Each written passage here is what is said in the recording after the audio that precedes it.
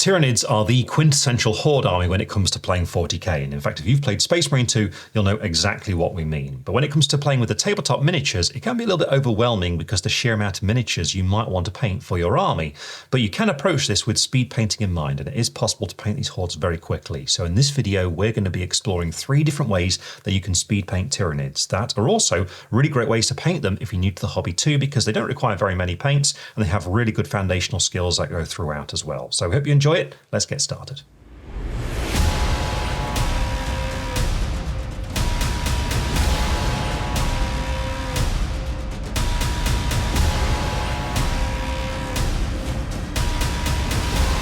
So as I mentioned in the intro, in this video we're going to be taking a look at 3 different speed painting techniques specifically on Tyranids, and we're going to be painting all 3 of our miniatures in the colours of High Fleet Leviathan, but it's worth noting that all the methods and techniques we use here can be applied to any High Fleet you might want to paint.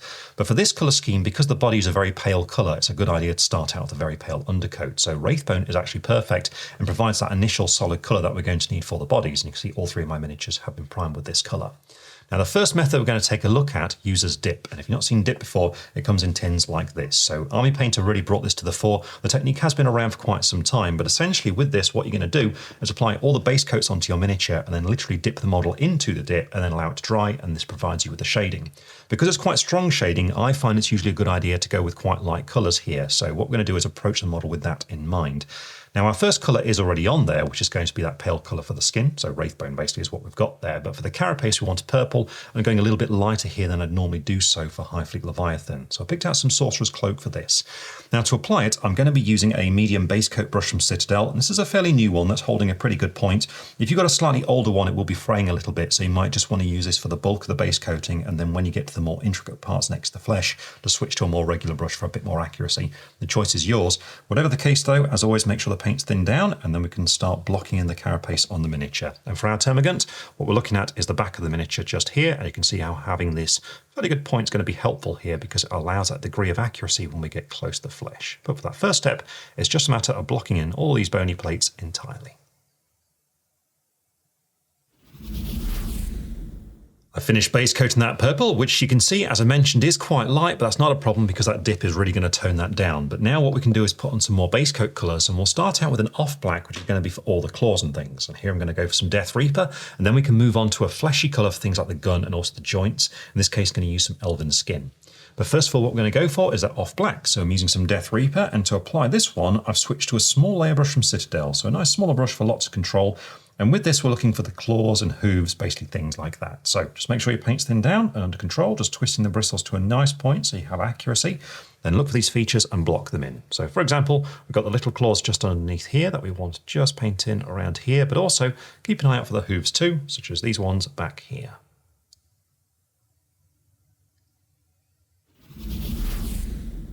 Once you've got those little bits, the next thing to do is to switch to a pale flesh tone. So here I'm using some Elven Skin, and this is going to be first of all for the body of the gun, so looking at areas such as around here, but also we can use it for the little joints in the body, such as just in here.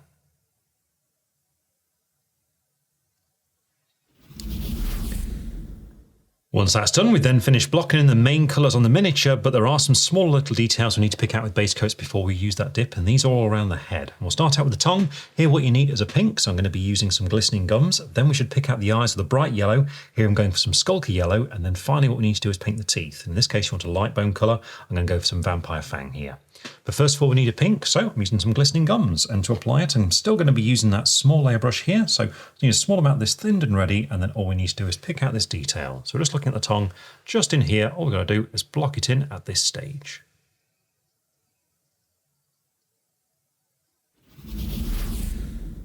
Next up, it's time to paint the eyes with a yellow, and here I'm using some Skulker Yellow, and of course there are the eyes in the head, but don't forget that sometimes you get eyes in the guns as well. And then finally it's time to pick out the teeth, and here you want a light bone colour, so I'm going to be using some Vampire Fang.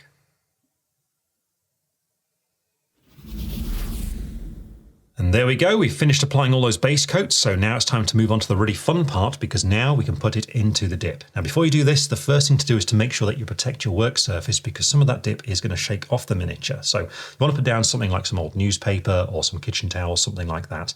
And then what you'll need to do is open up the tin and give it a really good stir to make sure it's all mixed correctly. With that done, you're then ready to dip the miniature into there, holding it with something like some old tweezers like I've got here, or some pliers. Once that's been done, it's then time to start shaking the miniature to remove the excess dip. With that done, all you've got to do is let it dry, and it's going to take around about 24 hours. It's been 24 hours, and so here you can see the result of that dip being dry on the miniature. Now, as you can see, it is very glossy, but it is completely dry to the touch, so we can now move on to the next step, which is to remove that glossiness from it. This means putting on a matte varnish on the miniature. Now, if you're doing loads and loads of Tyranids, you might want to use a spray matte varnish, or you can paint it on by hand. Personally, I prefer to paint the matte varnish on by hand because it's less prone to going frosty or anything like that. So that's what I'm going to do here, but of course the choice is yours. And here you can see the result of the dip being matted down. It looks much better, and so now this model is ready to be based. So if you decide to paint your miniatures using this dip method, remember really it's just a matter of doing those base coats as neatly as possible and then putting the model in the dip. But remember, make sure you thoroughly stir that dip before you use it, really shake off the excess before you leave the model to dry, and leave it to dry for at least 24 hours.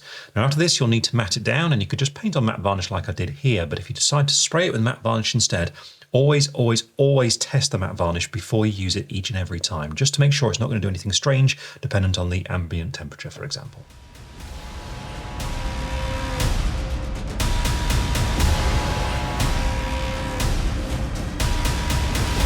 The next method we're going to take a look at is one that relies heavily upon paints like Citadel's contrast paint. So often Games Workshop will call this kind of thing the contrast method.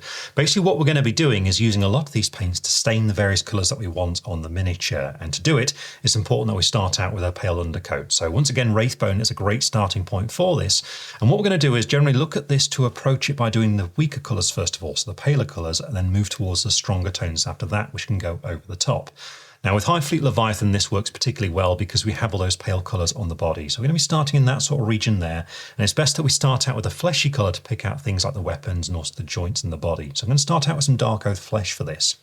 Now once that's done, we can then pick out the tongue. It's quite a small detail and we'll use quite a strong colour, but it's actually just a very convenient time to get a little detail like this. So in this case, I'm going to use some Volupus Pink. But we'll start out with that Darkoath Flesh, and to apply this, definitely recommend that you go for a smaller brush. So I'm going to use that small layer brush here again from Citadel. And the reason is because with this sort of paint, when you first put it onto a palette, you'll see it's quite inky and quite runny. And so there is a bit of a tendency here to think that you can just slap this on. But actually using this kind of paint works better if you approach it in a more deliberate, controlled way. And so that means what you should do is just get some of this ready. I like to usually add just a touch of water to this, just to take the edge off it, because sometimes it can be quite strong there. I'm going to bring it down to about that point, and then what you do is just start carefully painting the details that you want to be this colour. So if we start out with the gun, what you do is pick a starting point such as down here and start to apply it like this, just neatly base coating it in effectively, just picking that starting point and pushing it out from there. Now what you should do is just work it out like this, and once you've finished an area, just leave it be and let it settle, because what it will tend to do is start to form a film that if you go back to it and start pushing it around, you'll rip it and you'll lose that smooth finish to it. So instead what you need to do is just get it on there and move away from it. So almost think of it like colouring in with felt tip pens. Now if you do happen to make any mistakes and get this colour onto areas where you don't want it, don't worry about it. Just let it dry and go back over it with some Wraithbone in a pot version of it, just to make sure everything's clean and tidy before you move on to the next stage.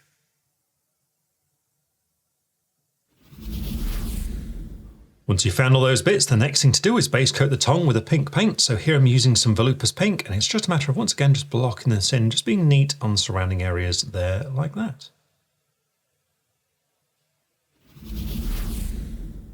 Once you've got those colours applied, just have a quick look around to make sure that everything's neat and tidy on the Wraithbone. And once you've done so, we're then ready for the next step, which is to apply a contrast paint in quite a different way, because now we're going to paint it all across the miniature. The idea now is to stain everything and also change the tone slightly of the colours we got on there to really bind them all together and give them a purplish hue to really suit the Leviathan colour scheme. So the paint we're going to use here is some Magos Purple, which is a very weak contrast paint. And what we're going to do is make it even weaker by mixing in some contrast medium to it. So this way, when we paint it on, it's just going to make the white body appear to have a purple hint as opposed to being straight up purple. So what we need to do is set this up on the palette, and to do so, I'm using quite a large brush now. I have a medium shade brush from Citadel, and I'll start out with the Magos Purple just so you can clearly see what's going on. So we can get 2 brushfuls of it onto the palette just there like that. And then what we need to do is dilute it with the contrast medium. So just make sure the brush is nice and clean. Then we're going to get a good amount of this. And you can see the contrast medium is basically contrast paint but without any colour in it. And what I like to do is just favour this over the actual colour just to make sure that things aren't too strong. So actually I'm going for 3 brushfuls here. What we want to do is just start mixing them together, and this way we get that nice diluted version of the paint. And with that thoroughly mixed together, what we then need to do is just apply it across the entire miniature. Now remember what we said earlier on about how you should think of contrast paints kind of like using felt tip pens? That's definitely true here. And so what you should do to take advantage of that is pick a starting point. So for example, the back of the tail. Start by applying the paint to this area and then push it out from there, and don't go back to it. Just let it settle as it will so that you get a nice smooth finish to it once it's completely dry.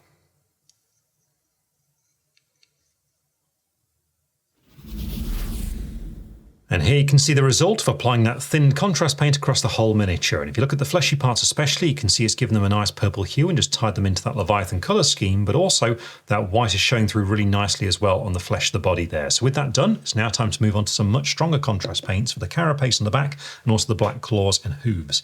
So we'll start out with the carapace, and here we're going to use some Leviathan purple. Meanwhile, for the claws and hooves, we want a black, so here I'm going to be using some black Templar. But we'll start out with Leviathan purple, and to apply this one I'm going to be using my small layer brush again, but you can go for a medium one if you want to. Just bear in mind that this colour, as you're going to see, is quite a strong and intense one, much more so than the ones we've been using so far. So going for that finer brush just gives a bit more control here, because you don't want to splash it onto surrounding details where you don't want it, because it will very quickly overwhelm all the colours that are beneath it. So use your palette just to get it under control and just to make sure that your brush isn't overloaded, and then it's a matter of just colouring in all the parts that you want to be this purple colour. So we're looking at all the carapace along the back, and I'm going to start on the head just here. See, it's just a matter of just applying it straight over the top here like this, just being really neat whenever you get close to anything else where you don't want it to be purple. Now, once you've finished applying this paint, you may find in some areas it looks a little bit patchy. So if that's the case, what I recommend you do is apply a second coat over the top. And that second coat will just even things out, and it will be much, much faster to apply because you've already got that purple as a main base coat already. So remember, just take your time and be as neat as you can when you get to the edges of these areas.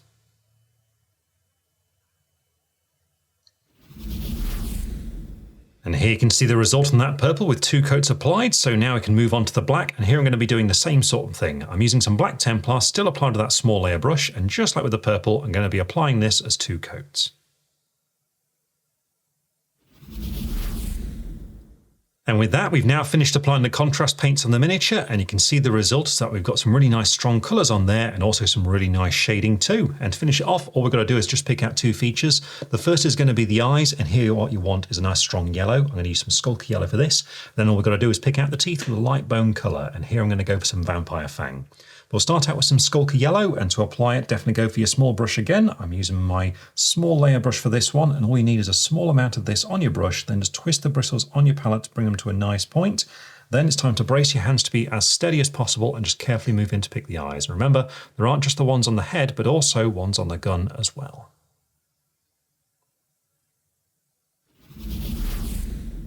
And then finally, all you'll need to do is pick out the teeth with a light bone colour. So here I'm using some Vampire Fang, and you just need to run a little bit of this colour down each one.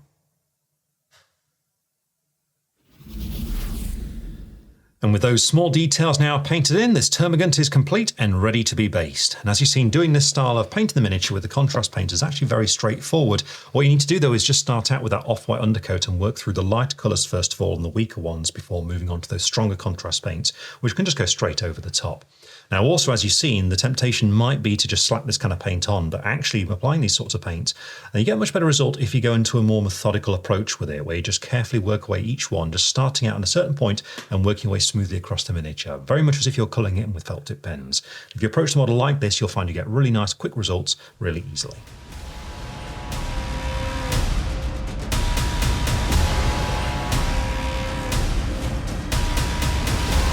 The third method we're going to take a look at is one that's a bit more traditional in terms of what sort of equipment it uses, and that's basically to use some normal acrylics and also some washes to get that shading and definition there. And also we can do a bit of dry brushing along the way just to bring out some quick highlights. And dry brushing is especially good when you're speed painting because it's really fast to do as well and just helps really emphasize all the details on your model.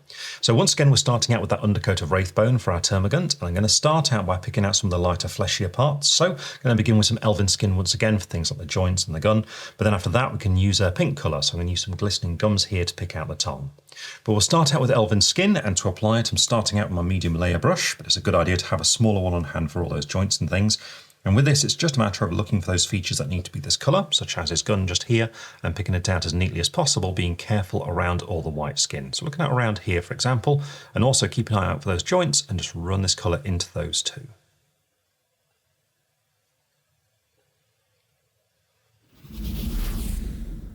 Once you've picked out all those little details, the next thing to do is to base coat the tongue with a pink. So here I'm using some Glistening gums and I'm applying it with a small layer brush.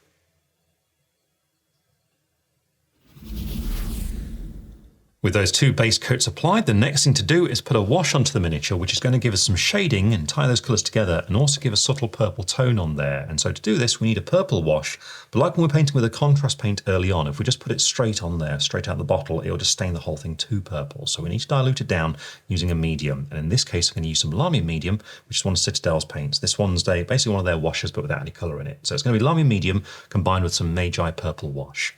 So we need to prepare this on the palette, and to do so I'm going to be using that medium shade brush from Citadel, and I've got some Magi Purple just there. I'm going to get some medium next to it on the palette, and we want to really heavily thin this one down because again, so be careful not to stain the miniature too heavily with this colour. So getting 4 brushfuls, so it's about a 2-to-1 ratio of the two paints there. Let's mix them together so we get that all thoroughly stirred in there like that, and then it's a matter of just painting this all across the miniature. So I just need to pick a starting point. I'm going to start on the gun just here. Just a matter of painting it on and working it into all the nooks and crannies as we go along, and then giving it around 45 minutes to dry.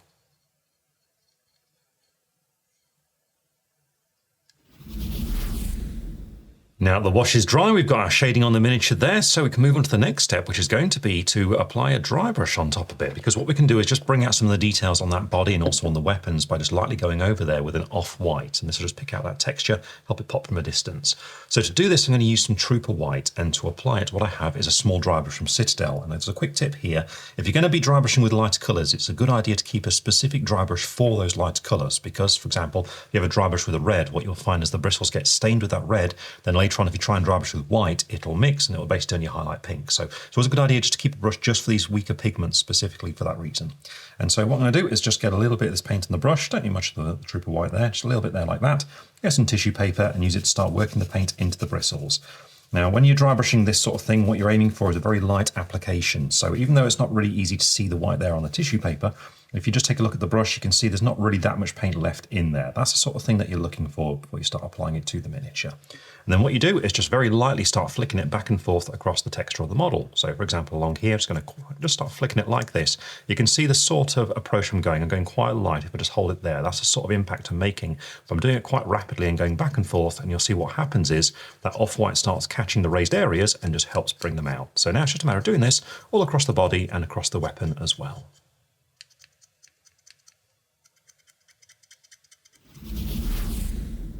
And here you can see the result of that dry brush. It just highlights all those colours and helps them pop out nicely. And so with that done, we can now move on to the next phase of painting the miniature, which is going to be very much the same sort of process as what we've just done. Because if you think about the colours we've used so far, we've been concentrating on the lighter, weaker colours that all use that purple tint. And so we did a number of base coats, we washed them all for that purple tint, and then we did a dry brush for highlighting them. We're now going to do basically the same sort of process, but we're looking at those stronger, darker colours that appear mostly on the back of the miniature. So things like the purple carapace, the black claws, all that sort of thing. And what we're going to do is the same thing where we'll base coat them all, then wash them, this time with a black wash, then we'll do a dry brush to highlight the important parts on the back. Now that wash does mean that we had to keep all these colours separate from the previous ones. We couldn't just wash them all in one go, and that's because that black wash is stronger and really wouldn't get that nice sort of purple hint that we were looking for the fleshier parts. That's why we're doing it in this sort of two-stage process. We'll start out with those base coats, and the first one's going to be that dark purple for the carapace. Here I've picked out some Amethyst Rain, and then we can do the black parts like the hooves and the claws. Here I'm going to be using some Death Reaper. With that done, it's then time for those details around the face, so we'll start with the eyes. Here I'm going for some Skulker Yellow, then to pick out the teeth we want a light bone, so I'm going to use some Vampire Fang. But we'll start out with that dark purple. So I'm using some Amethyst Rain, and I'm starting out by applying it with my medium layer brush, but I have got the small layer brush on hand for the more intricate parts. As usual, just make sure you add that touch of water to the paint, just mixing it in there on the side to make sure it's nice and smooth. Remove the excess paint off to make sure that your brush isn't going to go out of control, and then it's just a matter of blocking in all these carapace parts along the back. So, for example, along here, just taking your time and being as really neat as you can whenever you get close to that pale skin.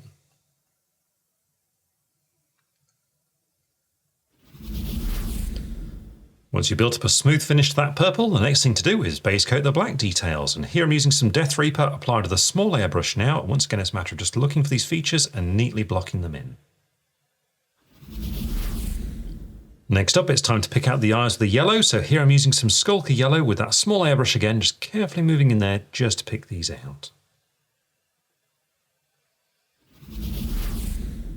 And finally, you'll need a light bone colour, so here I'm using some Vampire Fang, and with this all we need to do is carefully pick out the teeth. Now we've got all those colours blocked in, it's time for that black wash. So in this case I'm going to use some Oblivion Black Wash, and to apply it I'm actually going to go for that small layer brush, and that's because we just need to keep this off those lighter colours as it's applied. So having a smaller brush like this does really help out with that sort of thing. This time you don't need to dilute the wash at all, so just load up straight from your palette and then start painting it directly over these new colours. So onto the purple, for example, just going to start in the middle of this area, then start pushing the wash around from there, just bringing it up to that white flesh, but not quite onto it. And with that wash dry, we can now move on to the final step, which is to do that second dry brush. And this one's just going to be for the purple part. So just a light dry brush and focus on the back of the miniature just to pick out the carapace, because this is the part you see the most, so we want that to stand out as well. So for this, what we need is a lighter purple here, and I'm going to use some Sorcerer's Cloak for it. And I'm going to be dry brushing it on. And speaking of dry brush, just have a quick look at the brush I'm using. This is again a small dry brush from Citadel, but a different one, because you can see the bristles are stained with some blue because I've used it with a blue before. And this is why you keep a separate one for doing the lighter colours, because that would influence white if we try dry brushing with this one. However, in this case with the purple, it's going to be absolutely fine. So what I'm going to do is just get some of this purple onto the tip of the brush. Then we've got that tissue paper once again, which I'm just going to use to work the paint into the bristles and just work our way along like this up until you're getting this sort of strength here on the paper. With that prepared then, all you need to do is just do a few flicks across the carapace on the back of the miniature, and you don't have to worry about going around the side or anything like that. It's really just to concentrate on this part going across the top here, just to pick out the edges, just to help them stand out that bit more, whilst avoiding that paler skin underneath.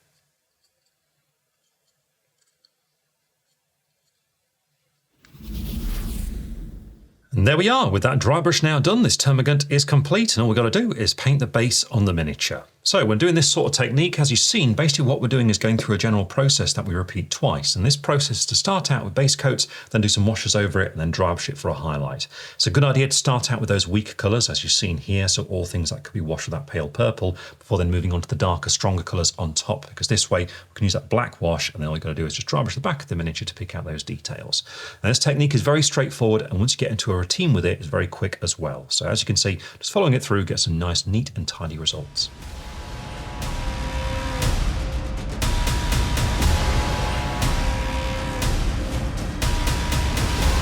So there you go, 3 great ways of speed painting Tyranids. Now really in this video we just scratched the surface of doing this, because there's loads and loads of different techniques you can use to speed paint models, and you can also combine and mix and match to your heart's content. And really it's a matter of personal taste and personal choice as to which you like the best, because you like particular results, or indeed you might just like the process of some of them more than the others. The choice really is up to you. Now if you do decide to paint your Tyranids like this, I recommend you do so in a production line. So do a group of models at once and basically work your way through all of them with one colour before then moving back to the first model again with the next colour. By the time you get back to that first model, the previous paint will be dry, and you can just jump into the next colour and just keep on going. Personally, I'd aim to do about 5 models an evening following these techniques in this video, but again, it's a matter of taste as to how many you do at once. So have fun painting your Tyranids, and we'll see you again very soon.